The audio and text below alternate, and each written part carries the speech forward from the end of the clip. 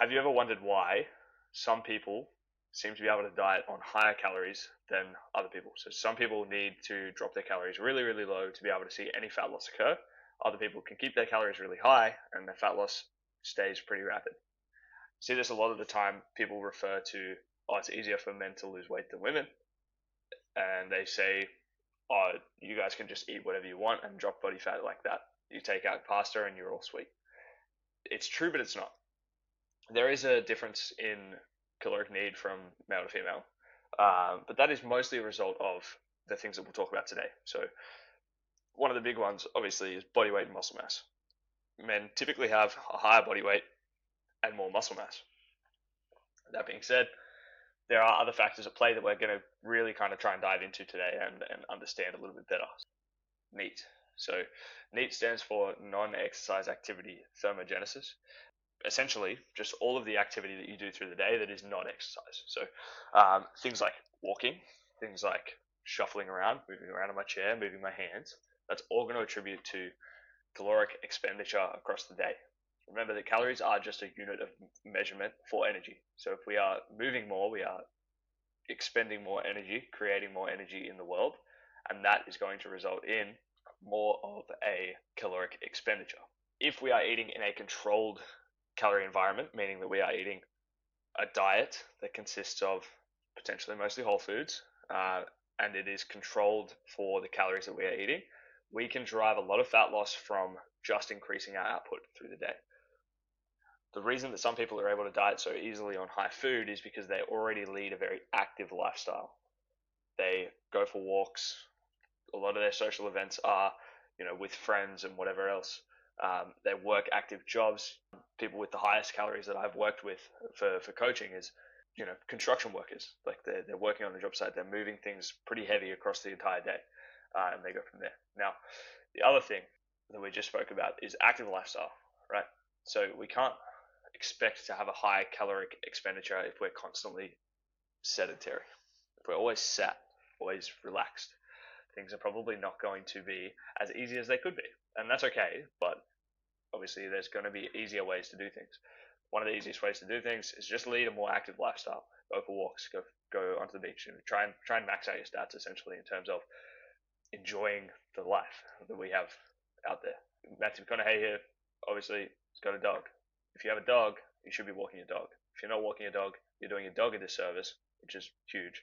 But you should also probably do yourself a service and go for a walk. Spend some quality time with the dog. Enjoy it. Hobbies.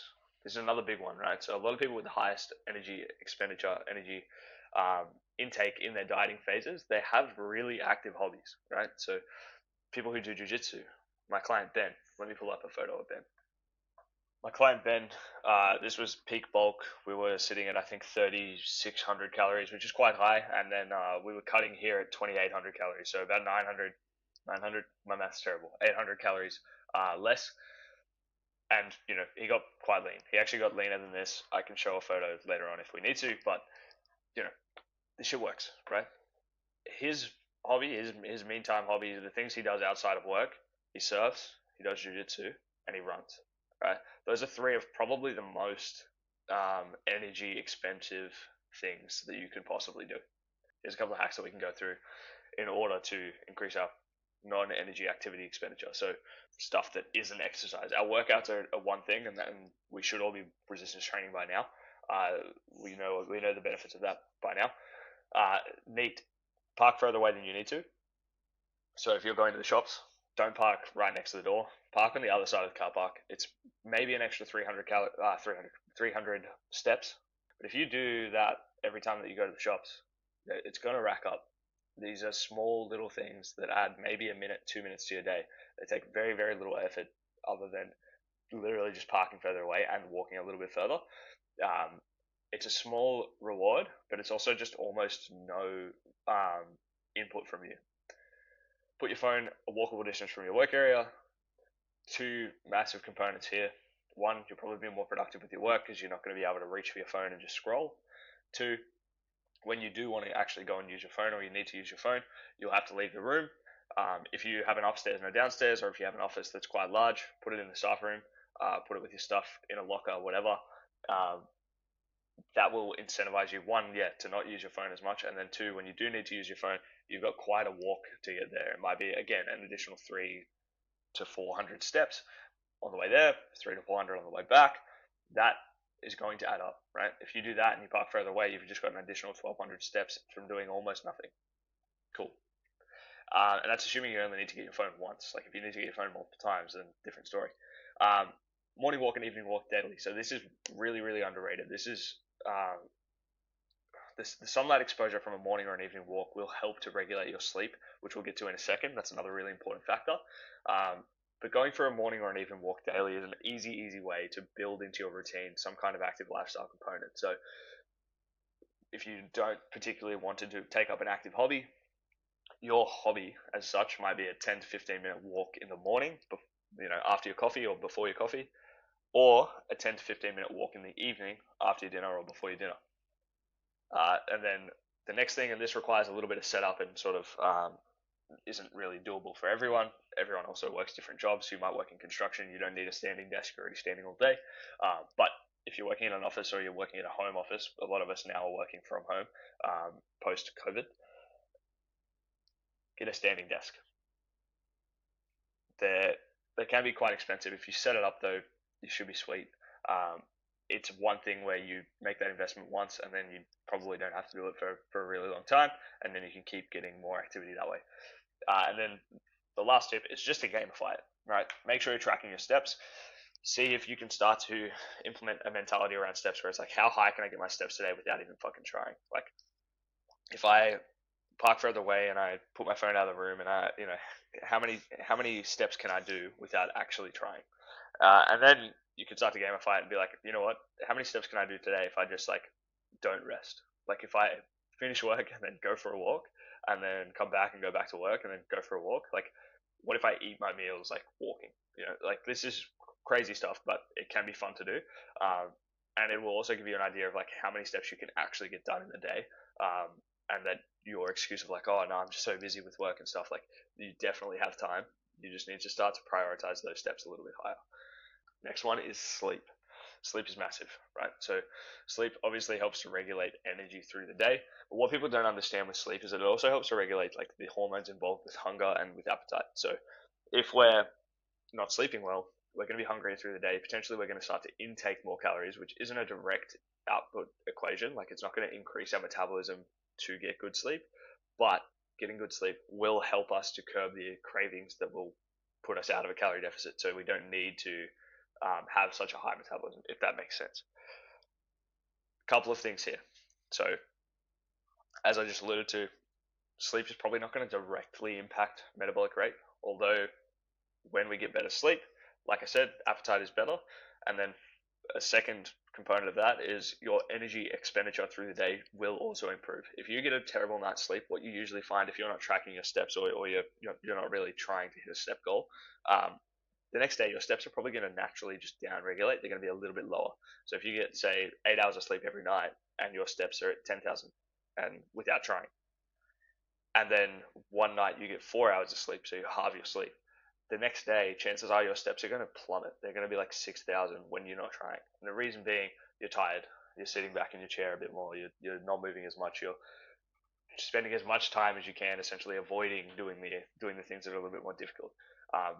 Which is okay, and it's normal because that happens when we have poor sleep. So the idea there is just to not have poor sleep. Improving sleep. These are 5 of the easiest things you can do to just have better sleep in general.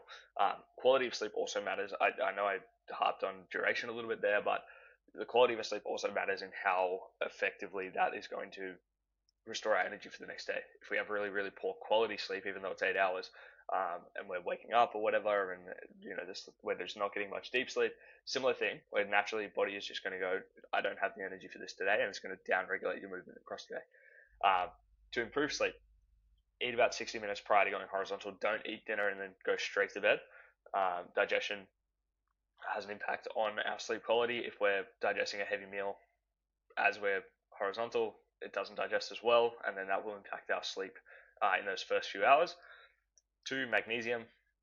I'm not going to harp on too much about this. If you're not taking magnesium, please start taking magnesium. Not medical advice, but it's pretty fucking good. It aids in the quality of a deep sleep and the quality of your sleep in general. It helps as a muscle relaxant as well. So if you're somebody who suffers from cramps and stuff before bed, potentially magnesium will help you.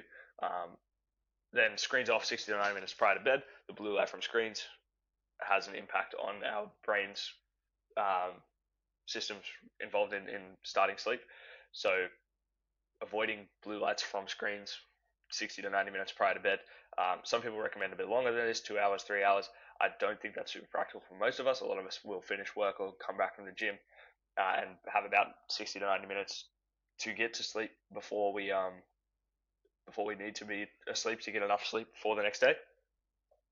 How many times can I say sleep in a row? So that is a really important one. And then what you would do instead of going on your phone, scrolling, whatever, pick up a book and read. If you are tired, you put down your phone 60 to 90 minutes prior to bed, you have your dinner 60 minutes prior to bed, you have your shower, you get ready, you jump in bed. You pick up the book. If you're tired, you're not going to get through a page before you're actually already asleep. Start reading. Pick up a book. Make it something that is not super cognitively draining. So don't pick up a book that is going to massively enhance or enrich your life. Pick up something that's going to kind of lull you into a sense of like, I'm relaxed now. Nonfiction is great for that. I personally really like a lot of Japanese literature for nonfiction because some of it is so weird that like it's hard to keep track of stuff. So you start to read the words and they start to kind of blend together and you fall asleep. That being said, I also really love Japanese literature. No hate to anyone who likes Japanese books and novels. So yeah, read. Limit water intake 60 to 90 minutes before bed. This one's pretty self-explanatory. If you drink a lot of water right before bed, chances are you're going to wake up and need to pee. So you'll wake up, you'll lower yourself out of your sleep to go to the toilet, and then you have to try and get back to sleep when you go back. So if you can, 69 minutes prior to bed, just no water.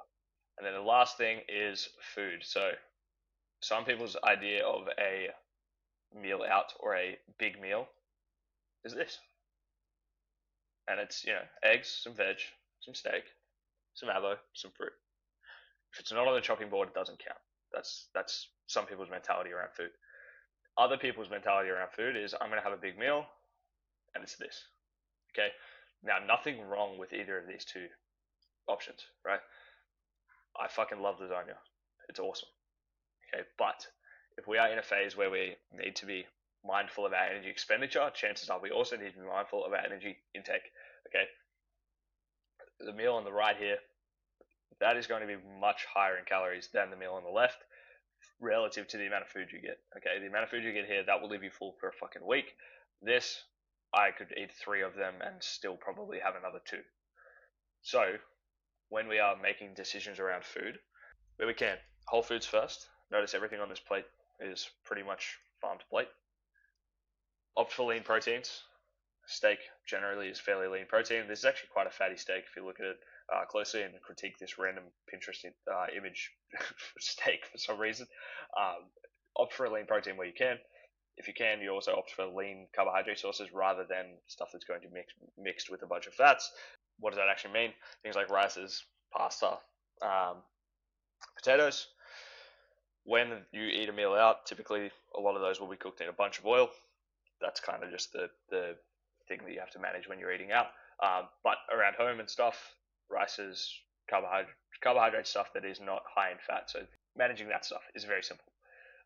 Manage portion sizes. So you see here, this is a huge meal. Like the portion size of the blueberries relative to the steak, relative to the avocado, like things here look pretty proportionate.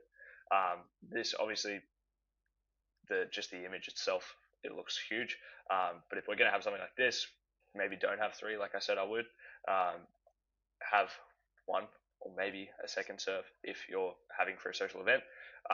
And then the other thing that you can do is sauces on the side. So if you're going out for breakfast, a lot of the time they'll put hollandaise sauce or whatever else over the top of your eggs benedict. Just ask them to put it on the side. Then you're not going to be inclined to eat something fucking drenched in sauce. You can still apply it to your own food, but it's not going to have as much of an impact on the calories of the meal. That's pretty much everything. So live an active lifestyle, pick up some active hobbies, do some stuff that actually requires energy expenditure. If you're worried about the energy that it takes to start those things, or you feel like I don't have energy because I have work X job, that's totally normal. In the beginning, it's going to suck, right? You just need to kind of get over the hump and start to enjoy the lifestyle, and then your energy will naturally rise as a result of being a little bit fitter, expending a little bit more energy, body becoming a little bit more efficient with how it utilizes the food that you're putting into it. So all this stuff is just a matter of like becoming somebody who lives a lifestyle that has the body that you want, right? And this is exactly how we are able to achieve really, really sick results. Ben's bulk was sick. Brett did really, really well in his cut as well. He was on quite high food as well.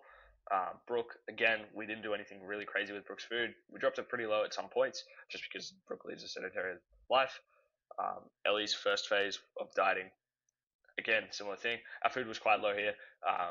Probably not as low as it would be for our next cut, which is really cool. Don't be an inactive person. That's it.